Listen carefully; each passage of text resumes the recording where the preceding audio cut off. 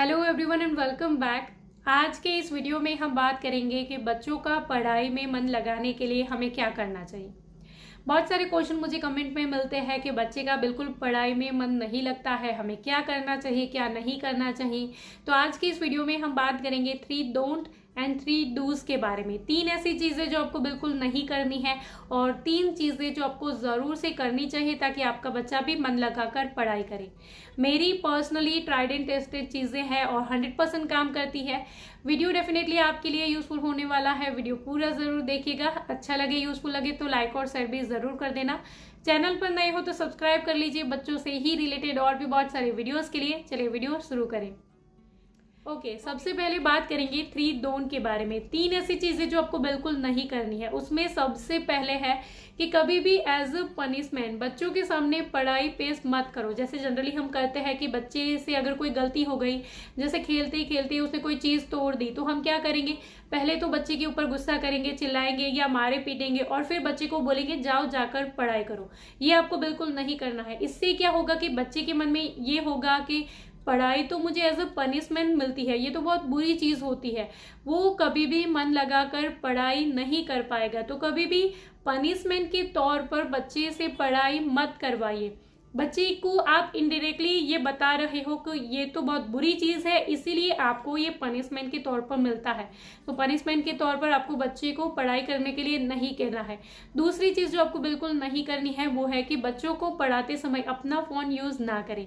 Generally हम करते हैं, पहले मैं भी करती थी। बच्चों को हमने बोल दिया चलो होमवर्क करने के लिए बैठो और फिर हम क्या करेंगे, रील्स देखेंगे। तो इससे क्या होगा कि हम जो फोन चलाते हुए मुस्कुराएंगे तो इससे बच्चा हमें देखेगा, फिर वो सोचेगा कि ऐसा तो फोन में क्या चल रहा है कि मम्मा मुस्कुरा रही है, वो भी फोन देखना चाहेगा, तो डिस्ट्रैक्शन होगा। तो ये आपको बिल्कुल नहीं करना है। अपना फोन बिल्कुल साइड में रख दें। आप कोई और काम कर सकते हो या फिर बच्चों को पढ़ाई में हेल्प करवा सकते हो। अगर आप फोन चलाएंगे तो बच्चा कभी भी मन लगाकर पढ़ाई नहीं कर पाएगा। या फिर घर में भी जैसे कोई और एंटरटेनमेंट वाली चीजें चल रही है और कोई टीवी देख रहा है या फिर और कोई बच्चा खेल रहा है उसके आसपास, या फिर आप खिड़की के सामने बच्चे को पढ़ाई करवाने के लिए लेकर के बैठे हो और बाहर कोई बच्चे खेल रहे हैं, तो वहां पर भी बच्चा मन लगाकर पढ़ाई नहीं कर पाएगा। तो अपना फोन भी साइड में रख दे, टीवी वगैरह ऑफ करवा दे और खिड़की के आसपास बच्चे के साथ पढ़ाई करने के लिए मत बैठे। इससे बच्चे को डिस्ट्रैक्शन होता है और वो मन लगाकर पढ़ाई नहीं कर पाता। तीसरी चीज जो आपको बिल्कुल नहीं करनी है वो है कि बच्चों को पढ़ाते समय गुस्सा ना करें, मारे पीते बिल्कुल भी नहीं। जनरली हमें बहुत गुस्सा आता है बच्चों को पढ़ाते समय। जैसे कि अगर कोई एक टॉपिक आप काफी दिनों से बच्चे को समझा रहे हो, जैसे मान लीजिए हफ्ते भर से आप एक ही टॉपिक बच्चे को समझा रहे हो, कल तक उसको बहुत अच्छे से याद था लेकिन आज वो भूल गया, हम क्या करेंगे, बच्चे के ऊपर गुस्सा करेंगे, इतने दिनों से समझा रही हो अभी तक नहीं याद हो रहा, ये वो। ऐसा आपको बिल्कुल नहीं करना है। इससे भी क्या होगा कि बच्चे को डर लगने लगेगा, वो ये समझ जाएगा कि ये जो टाइम होता है स्टडी का, यहाँ पर मुझे सबसे ज्यादा मम्मा मेरे ऊपर चिल्लाती है या मारती पीटती है, तो वो टाइम वो कभी भी एंजॉय नहीं कर पाएगा। तो बच्चों को पढ़ाते समय बिल्कुल गुस्सा ना करे, प्यार से समझाए, मारे पीटे बिल्कुल भी ना। अगर कोई टॉपिक बच्चे को समझ में नहीं आ रहा है तो आप मेथड चेंज कर सकते हो और तरीके से वो बच्चों को एक्सप्लेन कर सकते हो, कंसेप्ट क्लियर करें, या फिर बच्चे की टीचर की हेल्प ले सकते हो। जैसे उनको पूछ सकते हो कि ये पर्टिकुलर टॉपिक में बच्चे को डिफिकल्टी हो रही है, बहुत दिनों से समझाने के बाद भी उसको समझ में नहीं आ रहा है, तो किस तरीके से समझाया जाए, इस तरीके से आप बात कर सकते हो और कोई मेथड निकाले बच्चे को समझाने की। या फिर कुछ दिनों के लिए वो टॉपिक छोड़ दे, बाद में 2-3 दिन के बाद फिर वो समझाएं, ऐसे कर सकते हो। बच्चों को पढ़ाते समय आपको बहुत अपना गुस्सा कंट्रोल करना पड़ेगा। अगर आप गुस्सा करेंगे, बार बार चिल्लाएंगे, तो वो पहले ही डर जाएगा और कभी भी उसका मन पढ़ाई में नहीं लगेगा। वो डरा हुआ रहेगा, अभी मम्मा मुझे मारेगी, अभी मम्मा चिल्लाएगी। तो ये आपको बिल्कुल नहीं करना है। तो ये 3 चीज आपको बच्चों को पढ़ाते समय बिल्कुल नहीं करनी है। पनिशमेंट के तौर पर बच्चों को पढ़ाई करने के लिए मत बोले, फोन बिल्कुल ना चलाए बच्चों को पढ़ाते समय, और गुस्सा बिल्कुल भी ना करें। अब बात करते हैं 3 डूज के बारे में। 3 ऐसी चीजें जो आपको डेफिनेटली करनी चाहिए ताकि आपका बच्चा भी मन लगाकर पढ़ाई कर पाए। सबसे पहले है शेड्यूल होना चाहिए। बच्चे का एक शेड्यूल होना चाहिए स्टडी का भी। एवरीडे एक फिक्स टाइम पे बच्चे को स्टडी करने के लिए जरूर से लेकर के बैठो।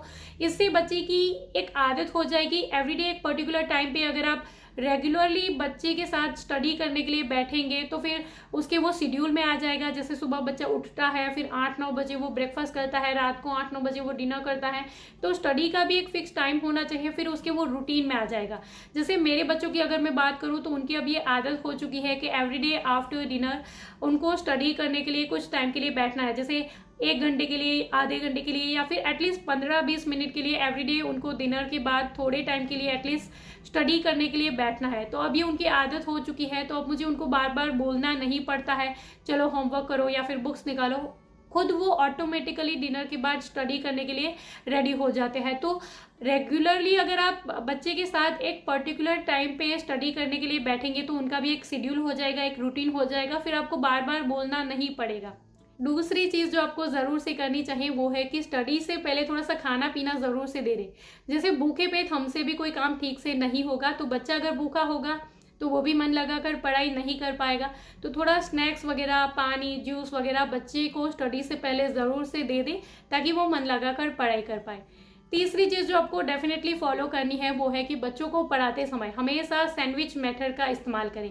अब ये सैंडविच मेथड क्या है, तो बच्चे को अगर कोई चीज़ खाने में पसंद नहीं है तो हम क्या करते हैं, 2 ब्रेड के बीच में वो रख देते हैं और बच्चे को खिला देते हैं ताकि बच्चे को वो पता भी ना चले और वो आराम से खा भी ले।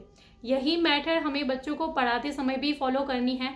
इसमें क्या करना है, बच्चे को पढ़ाते समय आपको सबसे पहले आप वो सब्जेक्ट इंट्रोड्यूस करें जिसमें बच्चे का बहुत मन लगता है। जैसे छोटा अगर बच्चा है तो वो ड्राइंग बहुत अच्छे से कर रहा होगा, ड्राइंग करना उसको बहुत अच्छा लगता होगा, तो सबसे पहले आप बच्चों से थोड़ी सी ड्राइंग करवा दे 10-15 मिनट, फिर आप कोई और सब्जेक्ट जैसे मैथ, इंग्लिश, ईवीएस वगैरह दे दे और एट लास्ट फिर से आप थोड़ी सी ड्राइंग करवा दे। तो इससे क्या होगा कि पहले और आखिर में अगर इजी ऐसी कोई चीज़ें जिसमें बच्चे का बहुत इंटरेस्ट होगा, अगर ऐसी चीज़ें आप रखेंगे तो बच्चा मन लगाकर पढ़ाई करेगा।